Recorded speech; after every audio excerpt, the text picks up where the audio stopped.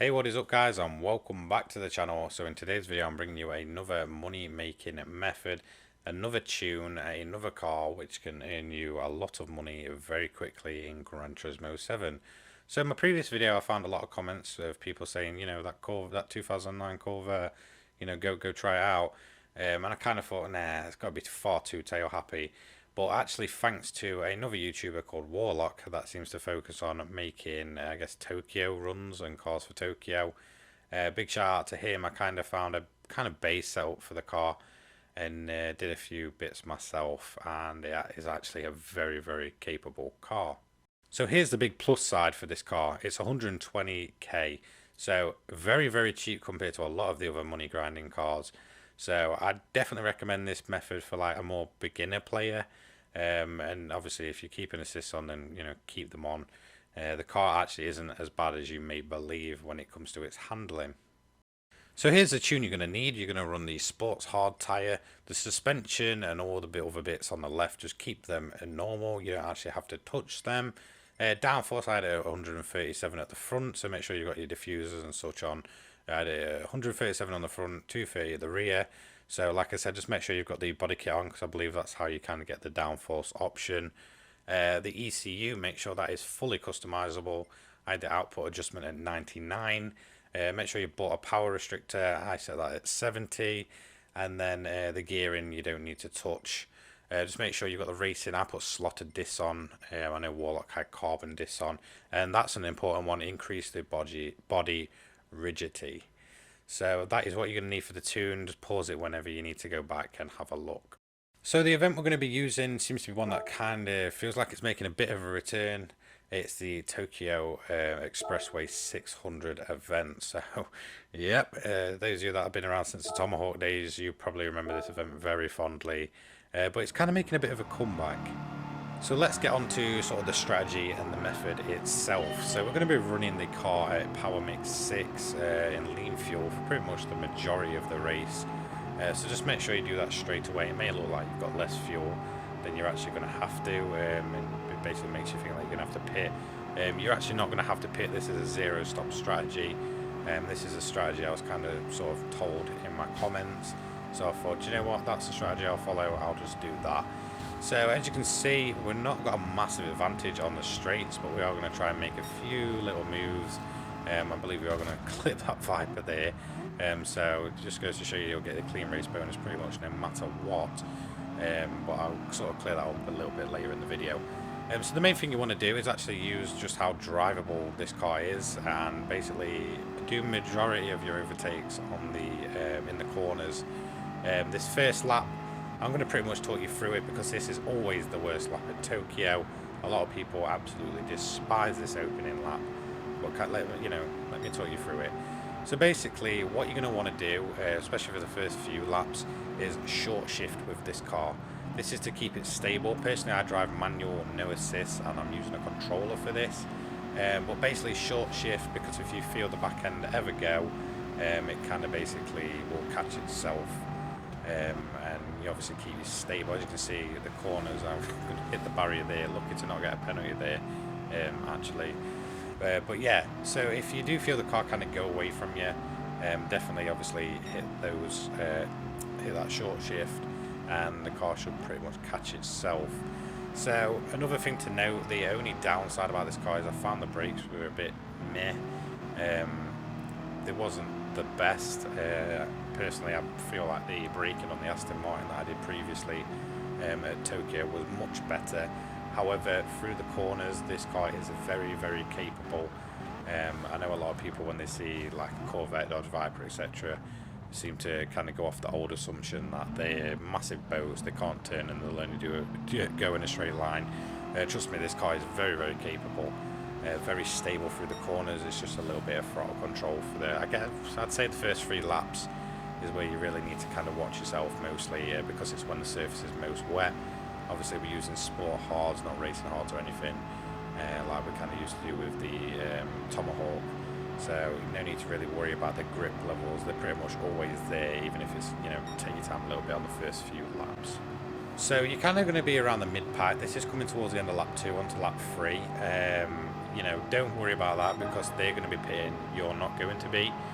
Just a kind of little bit of a tip, make sure you're running the slipstream to kind of keep yourself going, and when you're in 5th gear on the straight, don't do what I did, make sure you shift a little bit earlier because it seems to keep the car kind of going through its gears. Obviously you're running in a lean mix.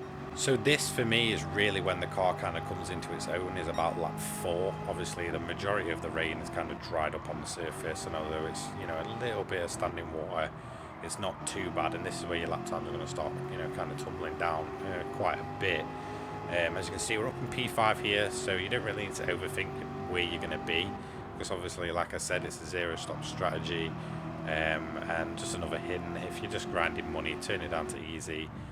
Obviously there's nothing worse than running, you know, a 25-minute race and the slightest mistake costing you that money, especially if you're grinding for cars and such. But yeah, like I said, I mean, this is really where the car starts to come into its own, and you get really, you know, a real natural feel for the car. Very, very capable. I kind of, like I said, went off the old assumption that I thought this is going to be a bit here in the corners. Turns out, obviously, with the downforce and such and the extra additions, it's very, very grippy and very, very capable. The main corner to watch is this one here. It's just a little bit of a weird corner. If you go a little bit off the line, it's quite wet out there throughout the whole race, you will lose traction. So the leader's going to be the first car to pit. He's going to do that usually at the end of lap 5. He's going to actually stop twice. So that kind of sort of brings the pack a little bit closer together. Like I said, the advantage of this car isn't on the straight, so I'm not expecting to catch them down here, but I am expecting to make a lot of time up in those corners. So yeah, just a heads up as when the leader's going to pit.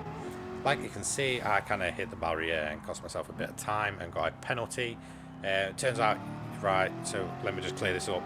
Basically, with the penalties, the only time you will lose your clean race bonus is if you overtake under a yellow flag, and I do not think I've ever seen one at this event. So don't worry about it, you can do what you want with the AI, the only thing it's going to do is cost you time. There's a few more cars pit, by the way. So on to lap 7, this is a lap after just serving that penalty, and we're up to P3. But this is where you're going to notice a bunch of cars are now going to hit the pits, and this is where you're pretty much going to inherit the lead, and you're pretty much going to stay there until the end of the race. Obviously we're not stopping, so although we'll kind of like flat out pace, we'll obviously reduce that whole overall time by not pitting. So you can see a bunch of cars are going to pit now, so that's the end of a lap 7 onto a lap 8, and pretty much you're going to take the lead and not have to look back. So don't worry too much. As you can see, they're going to be a while in the pits. The only car that you might have to be wary of is Gallo there, because it will, you know, maybe feel like he's going to try and catch you, but he does also do a second pit stop. And you won't have to worry about him too much. It's just because that Honda that he's driving is an absolute rocket on these straights. So as you can see, we're going on to lap 10 and Gallo's going to pit again. This is pretty much going to free you and allow you to just run cleanly. So just a, you know, bit of a heads up there. So around lap 10 towards the end, I did notice a bit of, you know, grip wearing away from the car. As you can see, it's just going to, you know, run off that line a little bit, and the back end's going to come out. Very controllable though. But as you can see with the tyres, they are starting to take a little bit of a knock. It's not actually a major grip loss, but it is kind of noticeable, so just kind of watch out for that, and you know, just keep an eye on, you know, that back end maybe possibly kicking itself out, but you should be able to control it. And obviously if you're running traction control, you shouldn't really run into any issues there. Personally, like I said, for me, I run all assists off, so yeah, I kind of need to be a little bit careful with throttle control. So at the end of this lap, I know I've got some extra fuel to burn, so I stuck it at fuel mix 4. This is just to, you know, kind of finish up and get to the line a little bit quicker, so it's up to you. If you save more fuel than me, been short shifting throughout, you should be all fine. So at this point, we're coming towards the end of the event. It's been a fairly clean event apart from that one knock into the barrier. As you can see, the tyres, you know, starting to wear off a little bit here. For me, this is where the previous method, the Aston Martin, is better.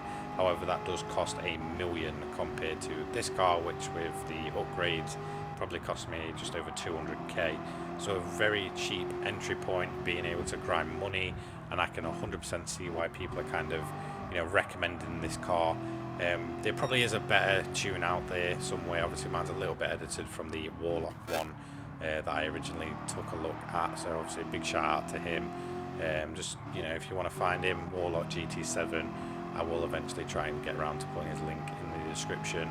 He's a pretty awesome guy. He seems to cover a lot of Tokyo runs in different cars, so I may get a few ideas from there. But who knows? Most of the time with this series, like I said, it is basically up to you guys to choose what money method I make, because if you recommend me cars and it seems good enough, I will look into them. I do look into them all eventually.